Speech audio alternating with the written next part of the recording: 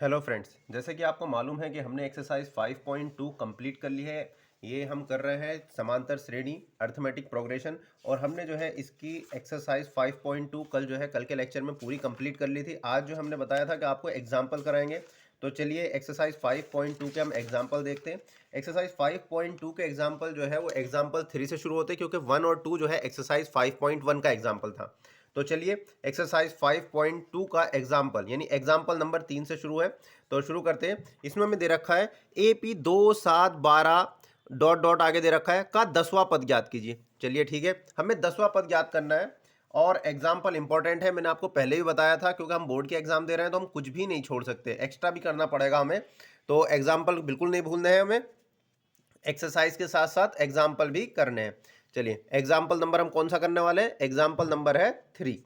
ये एक्सरसाइज 5.2 का स्टार्टिंग हो रही है एग्जाम्पल 3 से। तो चलिए शुरू करते हैं। इसमें क्या है हमें कि AP दे रखी है, हमें AP दे रखी है 2 7 12 और उसके बाद डॉट डॉट, और हमें क्या याद करना है, हमें 10वां पद याद करना है। 10वां पद को हम किससे डिनोट करते हैं, A10 से, यानी हमें A10 की वैल्यू निकालनी है, क्वेश्चन मार्क। कुछ नहीं, बहुत सिंपल सवाल है। हमें A की वैल्यू कितनी हो जाएगी, A की वैल्यू यानी प्रथम पद कितना है, 2 से शुरू हो रहा है तो 2 हो गया। फिर D निकालेंगे, D की वैल्यू क्या होती है, दूसरे वाले पद में से पहला पद माइनस कर देंगे। दूसरा पद क्या है, 7, यानी 7 में से 2 माइनस कर देंगे, यानी 7 माइनस 2, तो कितना आ गया हमारे पास, 5। डी की वैल्यू आ गई 5। तो हम जो है AN का फार्मूला लगा देंगे, AN equal to A plus N minus 1 into d. तो A की वैल्यू कितनी हो गई हमारे पास, हमें A10 निकालना है, यानी N की वैल्यू हो गई 10। N बराबर 10, क्योंकि हमें A10 निकालना है। N बराबर 10 हो गया। A कितना हो गया, 2 प्लस N की जगह लिखा जाएगा 10 माइनस 1, और D की जगह वैल्यू कितनी है हमारे पास, 5। ये D की वैल्यू थी हमारे पास, ये 5 आ गई थी। तो अब हम इसे कैलकुलेट कर लेंगे, सिंपल। 2 प्लस 10 में से 1 जाएगा, पहले ब्रैकेट वाले को सॉल्व करते हैं। तो 10 में से 1 जाएगा, बचेगा 9। 9 गुणा 5, यानी 2 प्लस 9 की 5 से गुणा कर देंगे, 9 पंजे 45, और इस तरीके से ये 45 और 2 हो गया 47। हमसे 10वां पद पूछा गया था, तो 10वें पद की वैल्यू आ गई A10 बराबर 47। अब जो है एग्जाम्पल नंबर 4 शुरू करते हैं हम। एग्जाम्पल नंबर 4 में क्या कह रहा है, हमें AP दे रखी है, इसमें 21 18 15 उसका का कौन सा पद 81 है, -81 है। मतलब हमें ये पद वो याद करना है कि कौन सा पद -81 है। साथ ही क्या इस AP का कोई पद शून्य है, सकारण उत्तर दीजिए। मतलब हमें ये भी पद याद करना है कि इसका आगे कोई आंसर कोई जीरो आएगा नहीं आएगा, कोई सा पद ऐसा होगा जो जीरो आएगा। चलिए चेक करते हैं। चलिए, तो हमारा एग्जाम्पल नंबर 4, हमें AP दे रखी है। AP सीरीज हमें कैसे दे रखी है कि 21, फिर 18 दे रखा है, फिर 15 है, और उसके बाद डॉट डॉट आगे करना है। और हमें ये पता करना है कि इसका कोई सा पद -81 आएगा या नहीं आएगा। ठीक है, यानी A की वैल्यू कितनी दे रखी है हमें, 21। और D कैसे निकालते हैं हम, दूसरे वाले में से पहला पद माइनस करके, यानी 18 माइनस 21, तो आ गया -3। तो D बराबर आ गया -3। अब हमें जो है ये ज्ञात करना है कोई सा पद इसका 81 -81 है या नहीं। हम मान लेंगे कि माना nवा पद है, तो nवें पद को डिनोट करेंगे हम an बराबर हमने मान लिया 81। ठीक है, यानी nवा पद, नहीं हमें n की वैल्यू फाइंड आउट करनी इसमें इनडायरेक्ट में कि n बराबर क्या होगा कि an की वैल्यू -81 आ जाए। तो an का फार्मूला लगा देंगे, an बराबर होता है a plus n minus 1 into d. तो a की वैल्यू कितनी है, पहला पद 21 दे रखा है, प्लस n की वैल्यू हमें निकालनी है, n ऐसे रहने देंगे -1, और d की वैल्यू आई है हमारे पास -3। an कितना दे रखा हमने, जो हमने nवा पद माना था, तो वो है -81। अब ये प्लस का 21 है, इधर से इधर पहुंच जाएगा, यानी -81, और ये प्लस का 21 इधर आएगा तो हो जाएगा -21 इजिकल टू, इधर बच जाएगा हमारे पास n-1 इंटू -3। ठीक है, तो इस तरीके से यहाँ तक पहुँच गए। अब हम आगे करेंगे, आगे सॉल्व करते हैं यहाँ पे। तो हमारे दे रखा है, ये दोनों आपस में जुड़ जाएंगे, -81 और -21, दोनों माइनस के हैं तो जुड़ जाएंगे, तो कितने हो जाएंगे, ये दोनों माइनस का निशान आएगा, 1 और 1 2, और 8 और 2 10, माइनस के 102 बराबर n-1, और इंटू में है -3। तो हम इसे n वाले को इधर लिख लेंगे, n-1 इंटू -3 बराबर -102। ये मल्टीप्लाई में -3 इसके डिवाइड में चला जाएगा, यानी n-1 बराबर हो जाएगा -102 अपॉन माइनस का 3। माइनस से माइनस कैंसिल हो जाएगा, 3 3 द 9, 3 4 द 12, यानी n-1 बराबर आ गया 34। तो n बराबर क्या हो जाएगा, ये 1 उधर चला जाएगा तो 34 प्लस 1, तो n बराबर हो गया 35। ठीक है, तो n बराबर आ गया हमारे पास 35, n की वैल्यू 35 आ गई है। तो यही हमें कैलकुलेट करनी थी कि कोई सा पद है या नहीं। तो हम लिखेंगे हाँ कि AP का 35वां पद, 35वां पद जो है वो -81 है। अभी हमारा सवाल यहाँ पर खत्म नहीं हुआ, हमसे वो पूछा गया कि क्या इस AP में कोई सा पद शून्य आएगा। फिर से हम मान लेंगे भाई कि माना जो है n डैशवा पद शून्य है। ठीक है, n डैशवा पद शून्य है। हमने n डैश क्यों कहा, क्योंकि हमने पहले nवें पद को ये मान लिया था -81। तो nवां पद तो 35वां पद यानी -81 आया। अब हमारा 0वां पद कोई और सा होगा तो हमने n डैश कर लिया। इसे डिनोट किससे करेंगे, an डैश बराबर हो गया, सॉरी n के ऊपर डैश आएगा, an डैश बराबर 0। ये हमने माना है। अभी हमें देखना है ये सही बात है या नहीं। तो यहाँ पे फार्मूला लगा देंगे a plus n dash, n की वैल्यू होगी n डैश -1 इंटू डी बराबर 0। अब वैल्यू पुट करेंगे, श्रेणी तो हमारी यही वाली है, जो हमारी a और d की वैल्यू होगी वो यहाँ से पुट करी जाएगी। तो a की वैल्यू कितनी है हमारे पास 21, तो यहाँ पर आ जाएगा 21 plus n dash -1, n dash की वैल्यू निकालनी है हमें, और d कितना है हमारे पास -3 बराबर 0, क्योंकि हमें 0 पावा पद कहना है कि 0 है या नहीं। प्लस का 21 इधर से उधर चला जाएगा, तो n डैश -1 इंटू -3 बराबर हो जाएगा -21। ये मल्टीप्लाई में है तो -3 इसके डिवाइड में चला जाएगा, यानी n डैश -1 बराबर -21 अपॉन -3। 3 से काटेंगे, 3 सत्ते 21, यानी n डैश बराबर हो जाएगा -1 उधर चला जाएगा, इधर रहेगा तो हमारा 7, तो -1 इधर आएगा तो हो जाएगा प्लस का 7 प्लस 1, तो n डैश बराबर आ गया हमारे पास 8। देखो n डैश की वैल्यू हमारी नेचुरल नंबर आ रही है, या धनात्मक पूर्णांक कह सकते हैं हम, यानी पॉजिटिव इंटीजर। तो पॉजिटिव इंटीजर मैंने बताया था, अगर n की वैल्यू जो है नेचुरल नंबर आती है, यानी 1 2 3 4 5 6 7, मतलब कोई भी भिन्न के रूप में ना हो या निगेटिव ना हो, तो हम कहेंगे कि ये ऐसा पद है। तो हम कहेंगे कि इसमें जो है 8वां पद जो है श्रेणी का, AP का 8वां पद शून्य होगा। ठीक है, AP का 8वां पद शून्य होगा। ठीक है, AP का 8वां पद शून्य होगा। तो हमसे ये याद करना था कि कौन सा होगा, तो 8वां पद शून्य होगा, क्योंकि n डैश का मान धनात्मक पूर्णांक है। धनात्मक पूर्णांक इंग्लिश में से बोलते हैं पॉजिटिव इंटीजर। तो धनात्मक पूर्णांक क्या होता है कि 0 1 2 3 4 5 एंड सो ऑन, जितनी भी वैल्यू हमारी पॉजिटिव में आ रही है, तो अगर n की ये आती है तो हम कहेंगे कि ये श्रेणी का पद है, अदरवाइज नहीं है। ठीक है, समझ में आई बात। तो अब हम इसी के बाद हम एग्जाम्पल नंबर 5 शुरू करते हैं। एग्जाम्पल नंबर 5 में हमें क्या दे रखा है कि AP निर्धारित कीजिए, यानी हमें AP ज्ञात करनी। AP क्या है, जिसका तीसरा पद 5 और 7वां पद 9 है। इस तरीके के सवाल हमने पहले भी काफ़ी सारे कर रखे हैं और ज़्यादातर एग्जाम में देखा गया कि इस तरीके का सवाल आता है। तो आप इनकी प्रैक्टिस कर लेना, और सिंपल है, बस सिर्फ आपको फार्मूला लगाना है, जो चीज़ हमें गिवन है। हमें दे रखा AP ज्ञात करनी है, AP के आगे क्वेश्चन मार्क, मतलब हमें AP निकालनी है श्रेणी, और हमें तीसरे पद को किससे डिनोट करेंगे, A3 से। वो क्या दे रखा हमें 5, और उसके बाद 7वां पद, यानी 7वें पद को किससे डिनोट करेंगे A7 से, और उसकी वैल्यू दे रखी है हमें 9। हमें जो है AP ज्ञात करनी है। AP का फॉर्मूला क्या होता है भाई, जनरल फॉर्म होती है A plus D, A plus 2D, उसके बाद डॉट डॉट डॉट। ठीक है, तो यानी A और D की वैल्यू अगर हम निकाल ले तो हमें जो है AP मिल जाएगी। तो हम जो है यहाँ पर लगा देंगे पहले formula A plus n-1, n की वैल्यू कितनी है 3, क्योंकि n की जगह पे 3 लिखा हुआ है छोटू, तो ये हो जाएगा 3 - 1 इंटू D बराबर 5, यानी A प्लस 2D बराबर 5। इसे समीकरण 1 कह दिया हमने, इक्वेशन 1। ठीक है, अब जो हम क्या करेंगे, हमें दूसरी सिचुएशन क्या दे रखी है, इसका 7वां पद जो है वो 9 दे रखा है। एक समीकरण यहाँ से बना लेंगे, तो इसकी वैल्यू क्या हो जाएगी, A प्लस 7 - 1 इंटू D बराबर 9। तो A प्लस 7 में से गया कितने बचे, 6D बराबर 9, ये बन गई समीकरण 2। समीकरण 1 इसके नीचे उतार लेंगे, a प्लस 2d बराबर 5, और विलोपन विधि से इसे हम सॉल्व कर देंगे। ठीक है, दोनों एक से हैं a, तो घटाने पर क्या होता है, नीचे वाले समीकरण के निशान बदल जाते हैं। ये प्लस का है तो माइनस, ये प्लस वाला माइनस बन जाएगा, और ये भी माइनस का बन जाएगा। ये कैंसिल आउट। 6d में से अब 2d जाएंगे, कितने बचेंगे, 4d बराबर 9 में से 5 जाएंगे, बचा 4, यानी d बराबर हो जाएगा 4/4, 4 यानी d बराबर हो गया 1। d का मान 1 हो गया है। अब d का मान हम किसी भी समीकरण में रख सकते हैं, 1 या 2 में, जो छोटी हो उसमें रखो। पहली वाली छोटी लग रही है तो पहले वाले में रखेंगे। d का मान समीकरण 1 में रखने पर,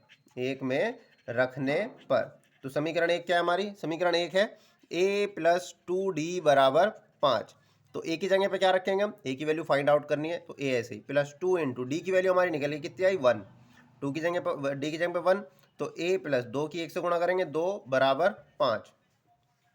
तो इस तरीके से हमारी आ गई कि a बराबर हो जाएगा 5 माइनस 2, तो a बराबर आ गया हमारे पास 3।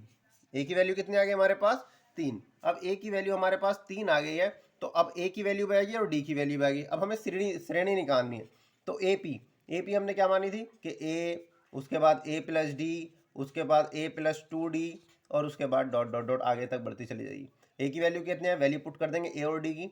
हमें a और d चाहिए होता है श्रेणी बनाने के लिए, समांतर श्रेणी, तो ये 3 हो गया। a की जगह 3 प्लस d की वैल्यू कितनी है हमारे पास, 1, तो d की वैल्यू यहाँ पर रख देंगे 1, a की वैल्यू 3 प्लस 2 इंटू डी की वैल्यू 1, और उसके आगे बढ़ जाएंगे, तो 3 और 1 4, 3 प्लस 2 एकम 2 कॉमा डॉट डॉट डॉट, तो 3 4, और ये 3 और 2 5, और इस तरीके से आगे बढ़ती चली जाएगी।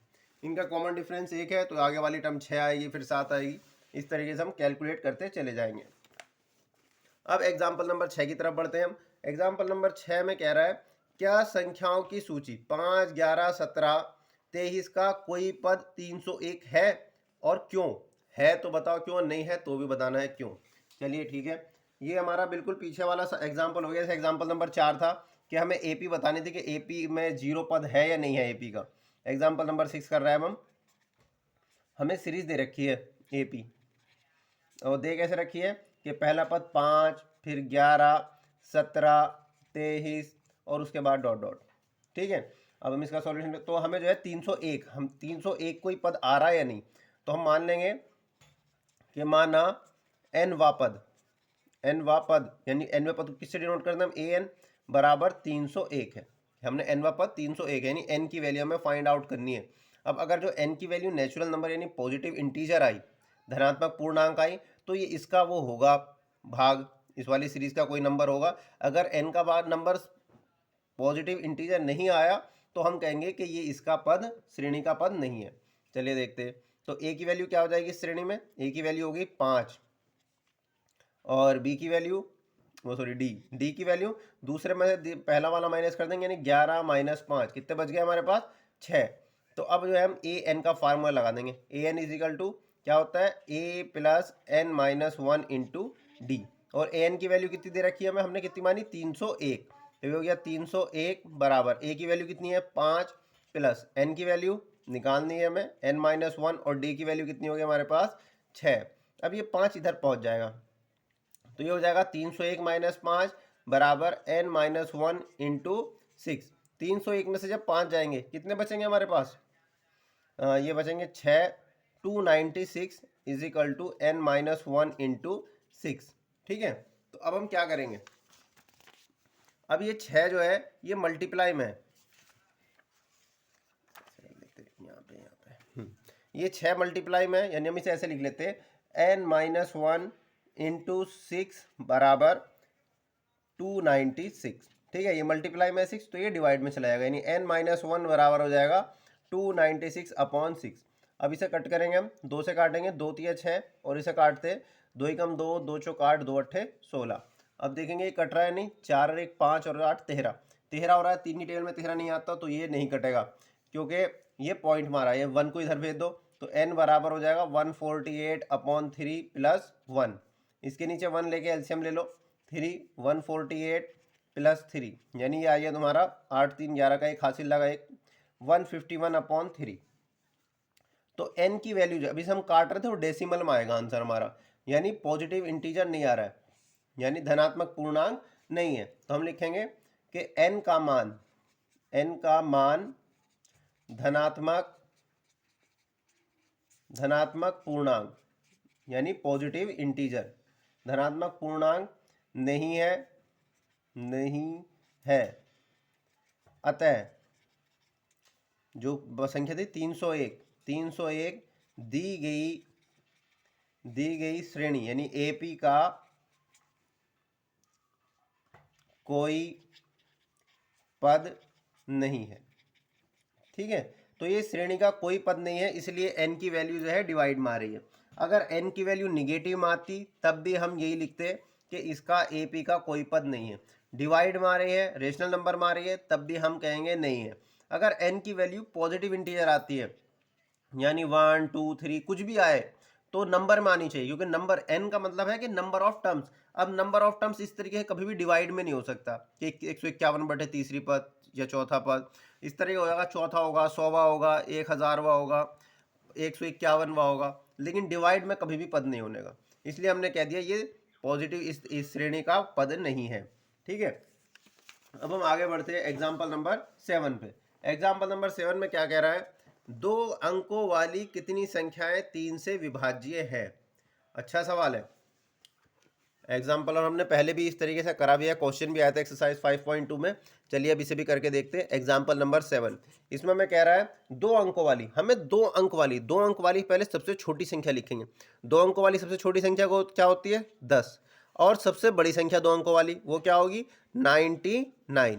हम इन दोनों के बीच में है और हमें किससे डिवाइड करना है 3 से, तो 3 से डिवाइड करके देखेंगे हम 10 को, तो 3 तिया 9, एक बच रहा है, तो हमें इससे आगे बढ़ना है, नीचे नहीं जाना। 3 चौक 12, यानी 12 नंबर वाली पहली टर्म होगी जो इससे 3 से डिविजिबल होगी। 10 तो ये लिमिटेशन पॉइंट है, इसे नहीं लेना, इसे इंक्लूड नहीं करना।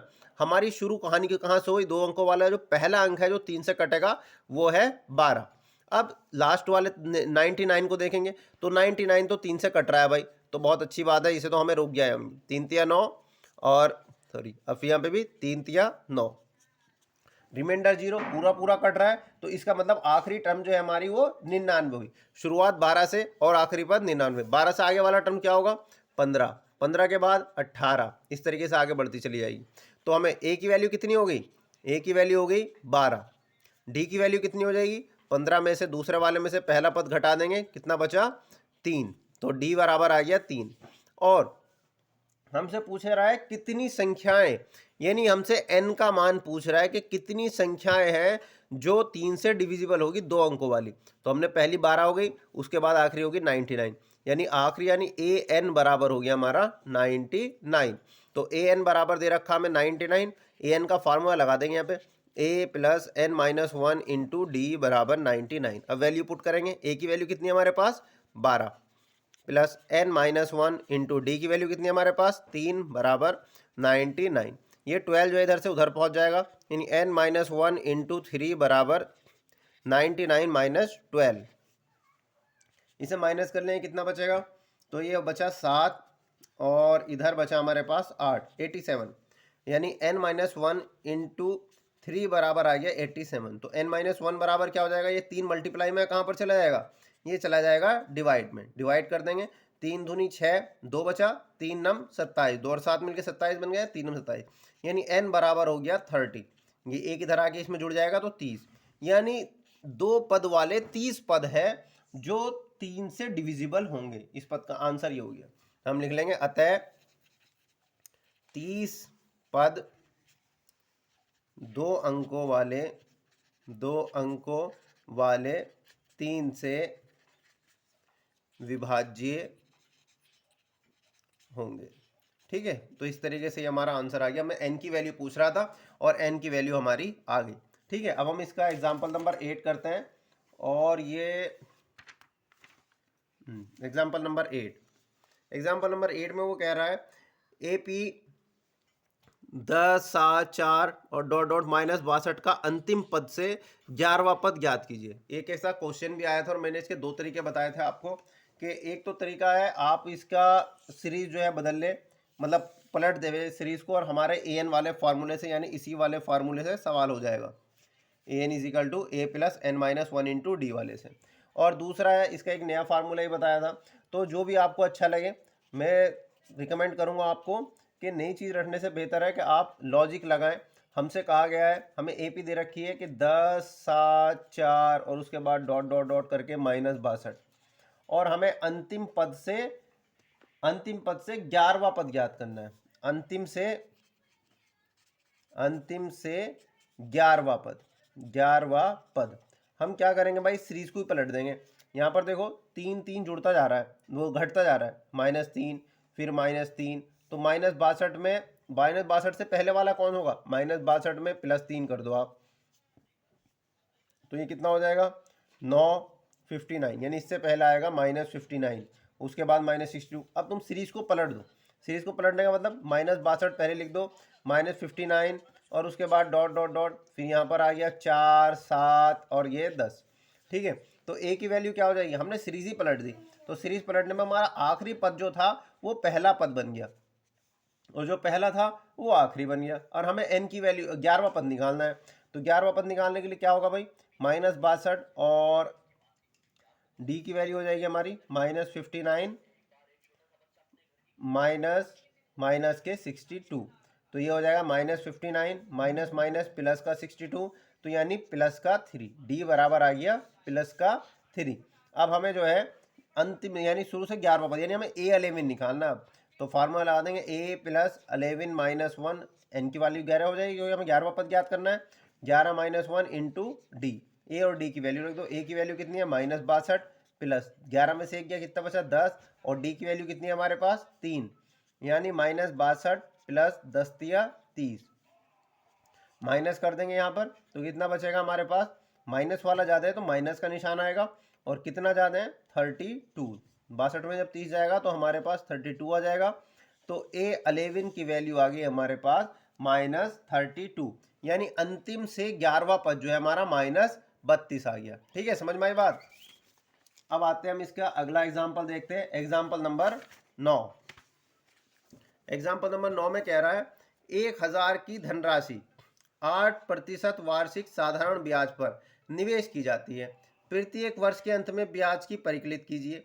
क्या ये ब्याज एक एपी बनाते हैं? यदि ऐसा है तो इस तथ्य का प्रयोग करते हुए 30 वर्षों के अंत में ब्याज परिकलित कीजिए। ठीक है जी, अच्छा सवाल है। एग्जाम्पल नंबर 9, इसमें हमें क्लास 9 का भी क्लास 7 का यूज़ करना पड़ेगा। 6 में आ जाता साधारण ब्याज। साधारण ब्याज का फार्मूला क्या होता है, सिंपल इंटरेस्ट। साधारण ब्याज इंग्लिश में बोलते हैं सिंपल इंटरेस्ट, SI से डिनोट करते हैं इसे। ठीक है, सिंपल इंटरेस्ट क्या होता है, P into R into T upon 100। ठीक है, ये सिंपल इंटरेस्ट होता है साधारण ब्याज। ठीक है, साधारण ब्याज P into R into T upon 100। अब हमसे जो है प्रथम वर्ष, हमें देखो इसमें क्या क्या दे रखा है, हमें 1000 की धनराशि, 1000 की धनराशि यानी 1000 हमारा क्या हो गया, ये मूलधन हो गया यानी प्रिंसिपल की वैल्यू होगी। P बराबर हो गया हमारे पास 1000, जो हम जमा करते हैं वो 1000, प्रतिशत 8% की वार्षिक, यानी ये R रेट ऑफ इंटरेस्ट दे दिया हमें, 8% ब्याज वार्षिक ब्याज की दर से निवेश की जाती है, और हर एक वर्ष में निकालना। पहले वर्ष के लिए N की वैल्यू, T की वैल्यू कितनी हो जाएगी, हम पहला वर्ष निकाल रहे हैं तो पहले वर्ष में यानी पहला वर्ष यानी 1, यानी T बराबर हो गया 1। तो प्रथम वर्ष का ब्याज कितना हो जाएगा, प्रथम वर्ष का साधारण ब्याज, साधारण ब्याज, तो वैल्यू पुट कर देंगे। P की जगह क्या लिखा जाएगा 1000, R की जगह पे हमारे पास 8 और T की जगह पे 1 साल का है में अपॉन कितना 100। ठीक है, इसे कैलकुलेट करेंगे, 1 0 से ये 0 कट गया, इस 0 से ये 0 कट गया, 8 साइन 80, यानी हमारे पास 80 आ गया। ये पहले वर्ष का हो गया। अब दूसरे वर्ष के लिए क्या होगा, दूसरे वर्ष में जो है हमारे पास देखो साधारण ब्याज जो होता है, अब हमें पहले वर्ष की उस पर कुछ नहीं लेना, ये तो ब्याज आ गया। अब हमें दूसरे वर्ष में क्या है, प्रिंसिपल हमारा अब भी वही है 1000 ही है, रेट ऑफ इंटरेस्ट यानी R की वैल्यू भी 8% है, लेकिन जो हमारा T है, अब दूसरे वर्ष में हमारा T हो गया 2 वर्ष की बात हो गई, यानी 2 वर्ष हो गया। तो दूसरे वर्ष का साधारण ब्याज, दूसरे वर्ष का साधारण ब्याज, तो दूसरे वर्ष का साधारण ब्याज क्या हो जाएगा कि इसमें जो है हमारा टी की वैल्यू बस 2 हो जाएगी, यानी पूरा वही रहेगा। टी की वैल्यू 1000, आर की वैल्यू 8 और टी की जगह पे आ जाएगा बस 2 अपॉन 100। ये 2 जीरो से ये 2 जीरो कट जाएंगे, 8 दूनी 16 यानी 160 आ गया। इसी तरीके तीसरे वर्ष का निकालेंगे। तीसरे वर्ष का साधारण ब्याज, अब क्या हो जाएगा, टी की जगह पर आ जाएगा 3 वर्ष, क्योंकि हम तीन तीन वर्ष के लिए रख दिया अमाउंट हमने। तो हमारा पी जो है वो ये 1000, आर 8 और टी की जगह पर हो जाएगा 3/100। ये 2 जीरो से 2 जीरो, 8 या 24 और 240 आ जाएगा ये। इसी तरीके से हम आगे तक बढ़ते जाएंगे, डॉट डॉट डॉट। तो हमारे जो ब्याज बन रहा है उससे जो सीरीज बन रही है, साधारण ब्याज हमसे पूछ रहा है कि साधारण ब्याज की निवेश किए जाते हैं क्या ये एपी बनाते हैं, यानी हमें ब्याज का साधारण ब्याज, हमें साधारण ब्याज किस तरीके से मिल रहा है, पहले वर्ष में 80, दूसरे वर्ष के लिए रखते हो 160, 3 वर्ष के लिए रखते हो 240 और उसके बाद आगे बढ़ता जा रहा है इसी तरीके से। अब हमें ये पता करना है क्या ये जो है एपी बनाते हैं या नहीं। तो एपी बनाने का तरीका क्या बताया था भाई मैंने, कि पहले हम इसके बीच का D1 निकालेंगे कि D1 कितना आ रहा है, 160 माइनस 80 तो आ गया 80। फिर D2 निकालेंगे तो D2 240 माइनस 160 तो ये भी आ गया 80। तो ये सबके बीच का डिफरेंस 80-80 आता जा रहा है, तो हम लिखेंगे अतः यह एपी बनाते हैं। ठीक है, एपी बनाते हैं। हमारा सवाल आधा तो हो गया, हमसे ये पूछा था गया था क्या ये एपी बनाते हैं, तो हाँ जी ये एपी बनाते हैं। यदि ऐसा है तो तथ्य का प्रयोग करते हुए 30 वर्षों के अंत में ब्याज परिकलित कीजिए, यानी 30 वर्ष का 30वें वर्ष में हमें क्या ब्याज मिलेगा, यानी हमें A30 निकालना है, A30। ठीक है, क्योंकि तीसरे वर्ष की बात करी जा रही है, तो फार्मूला लगा देंगे A30 बराबर A plus N minus 1 into d.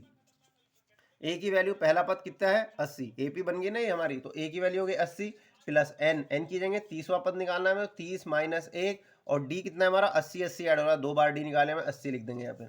तो ये हो जाएगा 80 प्लस ये 30 और एक 30 में से एक जाएगा तो 29 इंटू 80, तो ये 29 यहाँ पे एक ये हो जाएगा 30 इंटू 80, 29 और एक इसे मान लेंगे 1 इंटू, तो ये एक्स के तरीके से काम करेगा 80, तो 29 और एक 30 इंटू 80 इसे मल्टीप्लाई करेंगे 8 या 24, 2400, यानी 30वें वर्ष में उसे 2400 रुपये का ब्याज मिलेगा। ठीक है, अब जो है हमारा क्वेश्चन नंबर 10 उदाहरण, इसे भी जल्दी से कंप्लीट कर लेते कि फूलों की एक क्यारी में पहली पंक्ति में 23 गुलाब के पौधे हैं, दूसरी पंक्ति में 21 गुलाब के पौधे हैं, तीसरी में 19 गुलाब के इत्यादि, अंतिम पंक्ति में 5 गुलाब के पौधे। इस क्यारी में कुल कितनी पंक्तियां हैं, यानी हमसे एन की वैल्यू पूछ रहा है। जल्दी से कर लेते हैं सभी। एग्जाम्पल नंबर 10, फूलों की पंक्ति 23 गुलाब के पौधे, 23 गुलाब के पौधे हैं और दूसरी पंक्ति में 21 गुलाब के पौधे, तीसरी में मतलब पहली जो है पहली वाली में है 23, उस दूसरी वाली में है 21, उसके बाद हमारे 19 और इसके बाद अंतिम पंक्ति जो है उसमें आ गया 5। तो कुल कितनी पंक्तियां ये बतानी है हमें। ठीक है, ये पहली पंक्ति, ये दूसरी, ये तीसरी, हमने मान ली एनवी पंक्ति है, एनवी पंक्ति। तो ये एपी बना रहा है, देखो तो 21 दो घटते जा रहा है, ए बराबर हो गया 23, डी की वैल्यू होगी 21 माइनस 23 करेंगे तो कितना हो जाएगा -2, और हमें एन की वैल्यू निकालनी कितनी पंक्ति है, यानी हमने एनवी पद मान लिया कि आखिरी पंक्ति में 5, यानी ए एन बराबर 5 हो गया। तो ए एन बराबर 5 दे रखा, वैल्यू लगा देंगे A plus N minus 1 into D बराबर 5, तो वैल्यू पुट करेंगे ए एन, ए की वैल्यू कितनी है 23 प्लस एन की जगह पे एन माइनस 1 इंटू डी की जगह पे डी की जगह पे हमारा है -2 बराबर 5।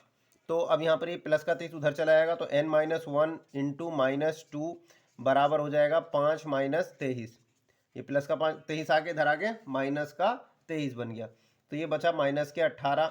तो यहाँ पर n माइनस 1 बराबर, ये मल्टीप्लाई में था इसके डिवाइड में चला जाएगा, -18 अपॉन माइनस के 2, माइनस से माइनस कैंसिल, 2 नम 18, यानी n बराबर हो गया 10। तो हमारे पास जो है 10 पंक्तियां हैं गुलाब की, जिसमें फूलों की पंक्तियां के जिसमें जो है हमारा फूलों की पंक्तियां पूछी थी, तो n बराबर 10 आ गया। ठीक है, इस तरीके से हमने सभी एग्जाम्पल्स कर लिए एक्सरसाइज 5.2 के, जितने भी थे ये 10 एग्जाम्पल थे, 10 तक हो गया। कल जो है हम यहाँ से एक्सरसाइज 5.3 करेंगे, जिसमें हम n पदों का योग ज्ञात करना सीखेंगे। Okay, thank you.